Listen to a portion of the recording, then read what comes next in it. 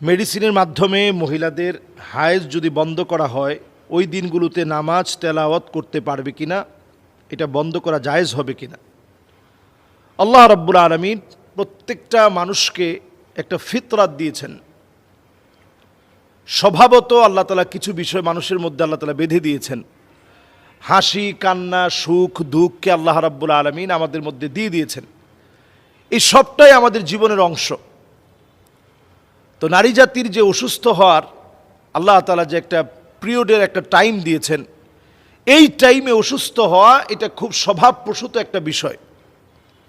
কিন্তু এই টাইমটাকে আপনি ওষুধ খেয়ে নানাভাবে যদি আপনি মেডিসিন খেয়ে বন্ধ করে ফেলেন, এটা আল্লাহ রাব্বুল আলামিনের সৃষ্টি বৈচিত্র্য নষ্ট করা, এটা আল্লাহ তাআলা পছন্দ করেন না।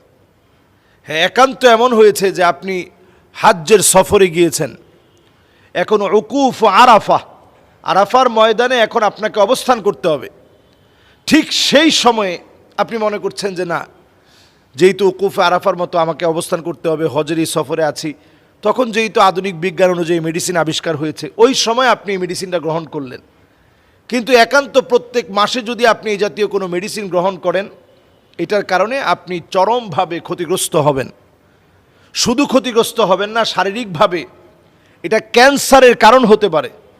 কারণ প্রাকৃতিকভাবে যেটা আল্লাহ রাব্বুল আলামিন সিস্টেম করেছেন, এর বাহিরে চললেই ওইটা ক্যান্সারের কোষ আপনার শরীরে জন্ম নেওয়ার কারণ হবে।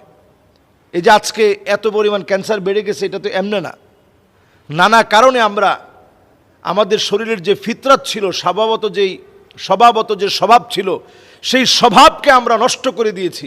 ঘুমানোর টাইমকে আমরা নষ্ট করে ফেলেছি, খাওয়ার লিমিটেশনকে আমরা নষ্ট করে ফেলেছি, খাবারের মধ্যে নানা জাতীয় ঔষধ আমরা দিয়ে ফেলছি, শরীরকে আমরা নানা ঔষধের সাথে এমনভাবে সামঞ্জস্য করে ফেলেছি, কিছু হলেই ঔষধ খেতে হবে। সামান্য একটু জ্বর লাগতেছে তো আমাকে নাপা খেতে হবে, সামান্য একটু মাথা ব্যথা করতেছে আমাকে নাপা খেতে হবে, নাপা এক্সট্রা খাওয়া লাগবে, একটু গ্যাস মনে হলো একটা সেকলু খেতে হবে, একটা সেকলু মেরে দিলে বাস আমার গ্যাস শেষ হয়ে যাবে।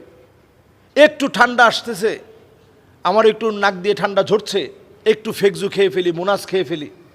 অথচ আপনি যদি প্রাকৃতিক উপায়ে নিজের জীবনকে স্বাচ্ছন্দ্যের দিকে পৌঁছাতে চান, নবী সাল্লাল্লাহু আলাইহি সাল্লাম যেগুলোকে শেফা বলেছেন, আপনি কালো জিরা খান, আপনি নিজে একটু মেথি খান, ভিজিয়ে রেখে সেটা আপনি পান করেন। এরপরে আপনি প্রতিদিন কালো জিরা মিশ্রিত একটু মধু খান। এরপরে আপনি আপনার বাসায় লং আছে, 4-5টা লং আপনি প্রতিদিন খাওয়ার চেষ্টা করেন। এইভাবে যদি আমরা মেনটেন করার চেষ্টা করি, তবে এটা আমাদের জন্য